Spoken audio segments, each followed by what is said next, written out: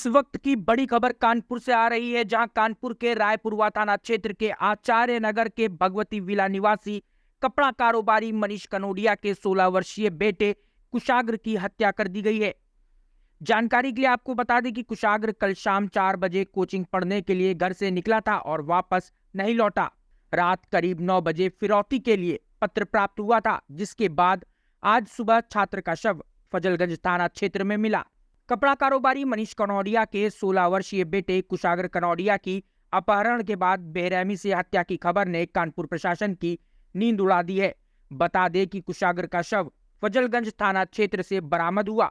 वहीं रायपुरवा पुलिस ने ट्यूशन पढ़ाने वाली महिला शिक्षिका रचिता वत्स और उसके बॉयफ्रेंड प्रभात उर्फ शिवम को एक साथी के साथ गिरफ्तार किया है। बता दें कि अपहरणकर्ताओं ने 30 लाख रुपए फिरौती की मांग की थी। फिरौती न मिलने पर छात्र की बेरहमी से हत्या कर दी गई। फिलहाल आरोपितों से पूछताछ की जा रही है। जानकारी के लिए आपको बता दें कि कुशाग्र सोमवार दोपहर 4 बजे से लापता था। रात 9 बजे 30 लाख रुपए फिरौती के लिए पत्र आने के बाद परिवार को अपहरण की जानकारी मिली। वहीं पुलिस ने इस मामले में कुशाग्र को ट्यूशन पढ़ाने वाली शिक्षिका और उसके 2 साथियों को गिरफ्तार कर लिया है, जिसके बाद आरोपितों से पूछताछ की जा रही थी। बता दें कि कपड़ा कारोबारी मनीष कनौडिया का 16 वर्षीय पुत्र कुशाग्र कनौडिया जयपुरिया स्कूल से हाई स्कूल की पढ़ाई कर रहा था। वहीं पुलिस की प्रारंभिक जांच पड़ताल के बाद फजलगंज थाना क्षेत्र में रहने वाली ट्यूशन टीचर रचिता को हिरासत में लिया गया। बताया जा रहा है कि यह युवती कुशाग्र को ट्यूशन पढ़ाती थी। इसके साथ ही रचिता के प्रेमी प्रभात उर्फ शिवम और उसके एक साथी को भी पुलिस ने हिरासत में ले लिया। पूरी रात पूछताछ के बाद ये सामने आया कि इन तीनों ने ही मिलकर कुशाग्र की हत्या कर दी थी। हत्या के बाद शव को फजलगंज थाना क्षेत्र में ही छुपा कर रख दिया था, जिसके बाद आरोपितों की जानकारी के आधार पर पुलिस मंगलवार की सुबह फजलगंज थाना क्षेत्र पहुंची और शव को बरामद कर लिया। वहीं पोस्टमार्टम में सामने आया कि कुशाग्र की हत्या रस्सी से गला घोंट कर की गई थी। वहीं कल एक दुखद घटना रायपुरवा में रिपोर्ट हुई थी, जिसमें एक 17 वर्षीय बच्चे के अपहरण किए जाने की सूचना परिजनों ने दी और बताया कि एक पत्र उनके यहाँ एक व्यक्ति स्कूटी से आया था और मुंह पे कपड़े बांधे हुए था। वो एक पत्र देकर गया है। हम लोगों ने तुरंत घटना का इन्वेस्टिगेशन स्टार्ट किया और हमारी सब पूरी टीम, हम सभी सीनियर ऑफिसर घटनास्थल पर थे। हम लोगों ने एक-एक चीज़ों को पूरी रात एग्जामिन किया। घटना बहुत दुखद है और संबंधों के बीच भीतर यह घटना जो है हुई अब तक की विवेचना में साफ हो रही है। रचिता जो कि शिक्षिका के रूप में इस बच्चे के घर में पढ़ाती रही हैं 2021-22 तक। रचिता के फियांसे प्रभात शुक्ला और उनके दोस्त आर्यन उर्फ अंकित, ये सारे लोग इस घटना में इन्वॉल्व हैं।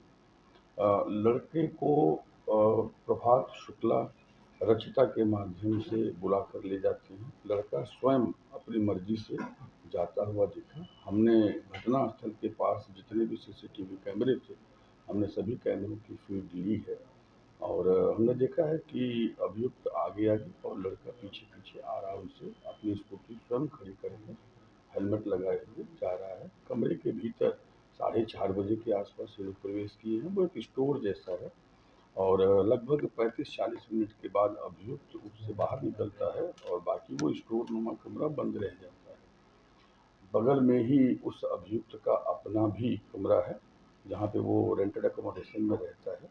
लड़की रचिता जो कि शिक्षिका थी, वो भी वहीं पर बगल में है और आर्यन अंकित जो है, तो वो वहाँ पे आया था। जैसा कि हमने जो डीवीआर लिया है और हमने 3 सीसीटीवी कैमरे जो कि स्पष्टतया सारी स्थिति को दर्शा रहे हैं, उनको लिया भी है, संग्रहित भी किया है। परिजनों ने भी देखा है और साथ में वहाँ उपस्थित लोगों ने भी उसकी तस्दीक की है। उसकी टाइमिंग भी देखी गई है। लगभग 35-40 मिनट आने के बाद अभियुक्त उस कमरे में रहा है। उसके बाद उस कमरे में जाता हुआ कोई नहीं दिख रहा है, ऐसा प्रतीत हो रहा है सीसीटीवी फुटेजेज से। और प्रथम दृष्टया जो फॉरेंसिक टीम का परीक्षण दल वहाँ गया था, उससे कि लगभग 4:30 बजे से लेकर के 5:15 के बीच में यह घटना कारित की गई है। 4:30-32 पर वहाँ पे जाने के साक्ष्य दिखाई देते हैं।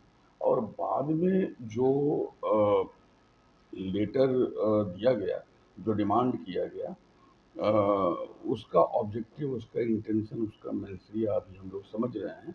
अ, अब तक की विवेचना में ऐसा लगता है कि ये मिसगाइड करने के लिए किया गया था, लेकिन it's too early to with the conclusion. Investigation is in progress. जो स्कूटी लेटर ड्रॉप करने के लिए व्यवहार की गई थी, उस स्कूटी को भी हम लोगों ने जो है सीज किया है, यूपी 78F 2204। लेकिन ये भी एक तथ्य दिखाई दिया है कि इन लोगों ने एफ को ई किया था, और एफ को ई करने के लिए उन लोगों ने गम, लोशन और कुछ चीज़ों को चिपका करके किया था, जिसके भी सिम्टम्स उस स्कूटी पे हैं। और कैमरे में जो पिक्चर कैद हुई है, उससे स्कूटी की फटी हुई सीट, स्कूटी का पूरा डिस्क्रिप्शन मैच करता है। जहाँ पे जो डिजीज है, जो बच्चा जिसकी मृत्यु हुई है, उस बच्चे का स्कूटी खड़ा किया गया था, वहाँ पर भी सीसीटीवी फुटेजेज है, उन कैमरों की फीड भी ली गई है। और वहाँ भी ये चीज़ दिखाई दे रहा है कि घटना स्थल पर घटना के बाद अपने रूम में जाकर अभियुक्त ने अपने कपड़े बदले हैं, सफ़ेद शर्ट पहना है। उसी सफ़ेद शर्ट में वह बच्चे की स्कूटी को अन्य स्थान पर ड्रॉप करता हुआ भी दिखाई देता है। तो सर, शिक्षिका और मृतक के बीच में क्या कोई संबंध का नहीं, पता अभी चला है? अभी और अभी हत्या का मोटो क्या है? अभी हम इस जो हत्या का जो मोटिव है, जो इंटेंशन है, अभी हम उसको समझने का प्रयास कर रहे हैं। यहाँ पे 3-4 चीज़ें एकदम स्पष्ट हैं कि घटना संबंधों में हुई है, जान पहचान में हुई है। नंबर 2, अपनी मर्जी से जो लड़का है वो जाता हुआ कैमरों में दिख रहा है। नंबर 3, उस कमरे में 5:15 के बाद कोई नहीं गया है। कैमरे की तरफ फोकस करते हुए उस कमरे की तरफ फोकस करते हुए कैमरे हैं। अगला जो तथ्य है वो स्ट्रैंगुलेशन से फर्स्ट प्रथम दृष्टया मृत्यु दिखाई देती है, बट पीएम रिपोर्ट आने के बाद चीज़ें स्पष्ट होंगी। और एक और चीज़ वहाँ पे दिखाई देता है कि चूँकि 5:15 के बाद उस कमरे का दरवाज़ा नहीं खुलता हुआ दिख रहा है, और जो हमारे पास सीसीटीवी फुटेजेज है, हमने उसको लिए हैं, हमने उसको बारीकी से देखे हैं। तो घटना कहीं न कहीं उसी समय की है। मोटिव, इंटेंशन और मेंशरिया वाले पक्ष पर अभी विवेचना हम कर रहे हैं, और हम ये समझने का प्रयास कर रहे हैं कि आखिर में ऐसी क्या वजह थी कि ला करके तत्काल यह घटना कारित की गई। और इस घटना को कारित किए जाने के बाद जो लेटर ड्रॉप किया गया, उसके पीछे के इंटेंशन और मेंशरिया क्या है, जिससे बाकी चीज़ों को हम कनेक्ट कर सकें और इनको हम सही तरीके से न्यायालय के समक्ष सजा के लिए ले जा सकें। घटना से संबंधित सभी आरोपियों को गिरफ्तार कर लिया गया है? घटना से संबंधित सभी आरोपियों को गिरफ्तार कर लिया गया है। अब तक जो हमें विवेचना में दिख रहे हैं, लड़की रचिता, शिक्षिका जो है वो गिरफ्तार है।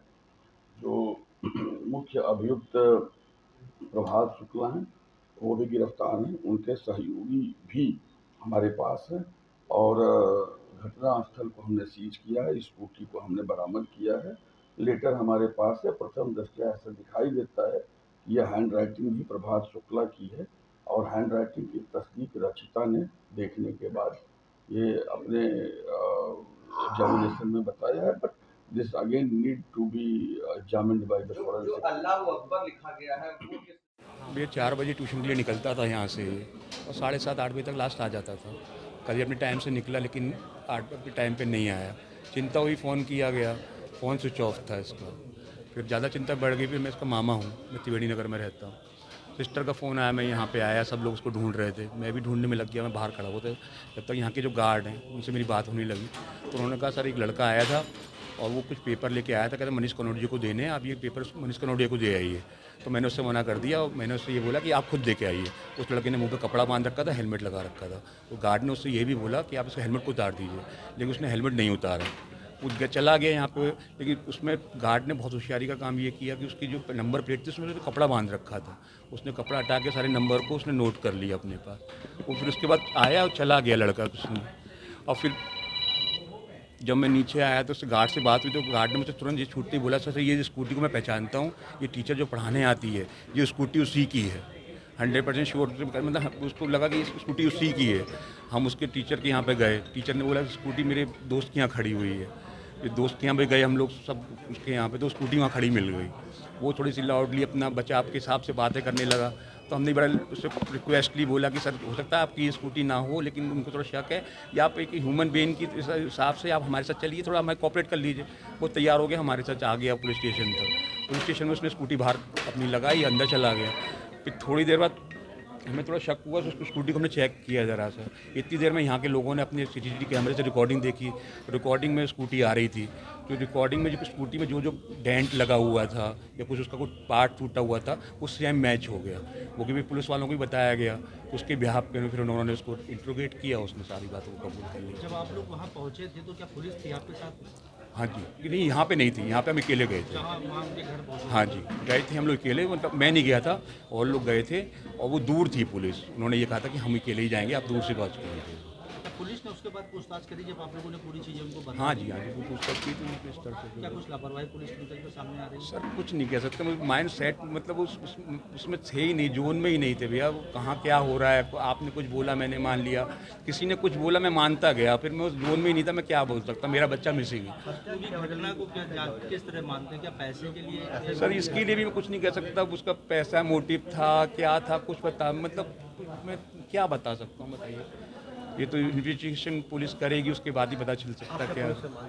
सर मैं योगी आदित्यनाथ से मांग करता हूँ, सर ये बच्चों को इसको कड़ी से कड़ी सजा दी जाए, सर फांसी की सजा दी जाए, इसको जल्दी से जल्दी सॉल्व किया जाए, किस तरह की? इसकी घटना दोबारा ना हो। भैया मैं इस वार्ड का पार्षद आकाश वाजपेयी, और मामला ये है कि कल बच्चा शाम 4:30 बजे की कोचिंग के लिए घर से निकला था, और उसी प्रकरण में इनकी जो पूर्व ट्यूशन टीचर थी वह उनके बॉयफ्रेंड द्वारा इस बच्चे का अपहरण किया गया, और इस बच्चे का मर्डर कर उसके बाद इनके घर पे चिट्ठी दी गई कि अपहरण का मामला है, और भ्रमित करने के लिए वो चिट्ठी यहाँ पे दी गई। लेकिन गार्ड की सूझबूझता को देखते हुए उसने आए हुए चिट्ठी वाहक की गाड़ी को पहचान कर उसके बारे में पूरी जानकारी दी, जिसका संज्ञान लेते हुए घर वालों ने उन सभी सूत्रों को एकत्रित किया।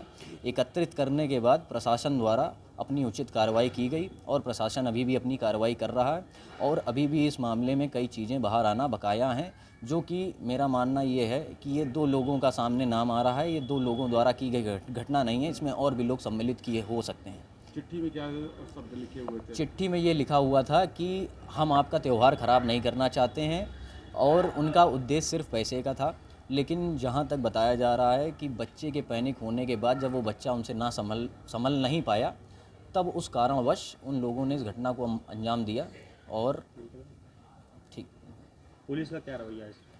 प्रशासन अपनी पूरी मदद कर रहा है, पूरा सहयोग कर रहा है। प्रशासन की तत्परता की वजह से पूरी कार्रवाई इस समय हो रही है। प्रशासन इस समय तत्परता से काम कर रहा है, लेकिन थोड़ी सी तत्परता की आवश्यकता और है, और भी चीज़ों को उजागर प्रशासन द्वारा ही किया जा सकता है। चिट्ठी में अल्लाह अकबर लिखा हुआ था, ये भी मुझे सुनने में आया है। इस चीज़ का मेरे पास भी कोई तथ्य नहीं है और ना जानकारी है इस बात की, लेकिन ये हो सकता है कि मामले को भ्रमित करने के लिए या डाइवर्ट करने के लिए इस प्रकार के प्रकरण को काम दिया गया हो। दारक घटना है, और हमें नहीं याद आ रहा कि लंबे समय में कोई ऐसी दुखद घटना हुई हो। नाबालिग बच्चा अपहरण के बाद हत्या, ये अब सुनने को नहीं मिलता था। एक तरफ प्रदेश सरकार ये दावे करती है कि उत्तर प्रदेश में अपराधी साफ़ हो चुके हैं, या तो जेल में हैं, या दुनिया छोड़ गए हैं, या प्रदेश छोड़ गए हैं, लेकिन कहाँ से नए अपराधी बन रहे हैं। और इस तरह की जो घटना हुई है, उसके बाद घटना का अनावरण जो हुआ है, वो कहीं ना कहीं हम तो कहेंगे चौकीदार था जो उस बिल्डिंग का, उसकी समझदारी से हो गया, वरना पुलिस के भरोसे के परिवारजन रहते तो घटना का शायद अनावरण भी नहीं हो पाता और उसका डायरेक्शन कहीं और चला जाता। इस समय ये हाल है कि कानपुर में कमिश्नरेट है, 15-16 IPS कानपुर में है, और कमिश्नर साहब जाने कहाँ हैं। कल से घटना हुई है, पूरे शहर के लोग दुखी हैं, द्रवित हैं, और कानपुर के कमिश्नर साहब, जैसा मैंने पूछा अभी, परिवार वालों से मिलने नहीं आए, किसी घटना स्थल पे नहीं गए, और कोई भी घटना के जो इंस्पेक्शन उनको करना चाहिए, सुपरविज़न, वो उन्होंने नहीं किया है। तो पता नहीं क्या कर रही कमिश्नरेट पुलिस, लेकिन इस तरह की घटना दुर्भाग्यपूर्ण है। ऐसा कार्रवाई हो कि सख्ती का संदेश जाए, अपराधियों की इस तरह के अपराध करने की हिम्मत ना पड़े, ये इस घटना से संदेश जाना चाहिए। कानपुर के कमिश्नर ज्वाइंट कमिश्नरों के भरोसे हैं? नहीं, अच्छी बात है, ज्वाइंट कमिश्नर काम करें, डीसीपी काम करें, ये तो बढ़िया बात है। पर क्या एक कमिश्नर की जिम्मेदारी नहीं, इतनी बड़ी घटना में आकर के कोई मौके का मुआयना कर लें या परिवारजन से बात कर लें या कोई मन में बात तो नहीं तो पूछ लें। पता नहीं रात में क्यों नहीं आए होंगे, रात में नहीं आने के अनेक कारण हो सकते हैं, पर दिन में भी नहीं आए। अब तक शाम के 3:15 बज गए हैं, अभी तक नहीं आए, तो हमें लगता है कहीं ना कहीं ये जो ज़्यादा जोगी मठ उजाड़ जैसी स्थिति कानपुर कमिश्नरेट की है। पूरे कमिश्नरेट का जो जोर है वो चौराहे बंद करने पर और ट्रैफिक की वसूली पर है, दुकानें उजाड़ने पर है, ठेले वालों को भगाने पर है। ये जो असल कानून व्यवस्था की स्थितियाँ हैं उस पर इनका ध्यान नहीं है। बताया कि 4 घंटे के अंदर पूरी घटना को अंजाम दिया गया और पुलिस जो है मीडिया को भी सुबह तक गुमराह करती रही, क्या कहना चाहिए? मुझे लगता है पुलिस खुद गुमराह है, क्योंकि वही हमने एक शब्द इस्तेमाल किया, ज़्यादा जोगी मठ उजाड़। अब मालिक कौन है, किससे पूछोगे? मालिक तो गायब है। एक फिल्म का डायलॉग था, वो उसमें कुछ घटना हो रही थी और कमिश्नर बैठे थे, उसने कमिश्नर से कहा, हालांकि वो अपराधी था, उसने कहा कि कमिश्नर साहब देखिए ऐसा हो रहा है। तो कमिश्नर ने कहा कमिश्नर है ही कहाँ, कमिश्नर सो रहा है। जब कमिश्नर सो रहा है तो फिर आप किसी से कोई उम्मीद नहीं करी जा सकती। Hey there. Subscribe to my channel and also press this bell icon so you can get latest video notifications. And this is absolutely free.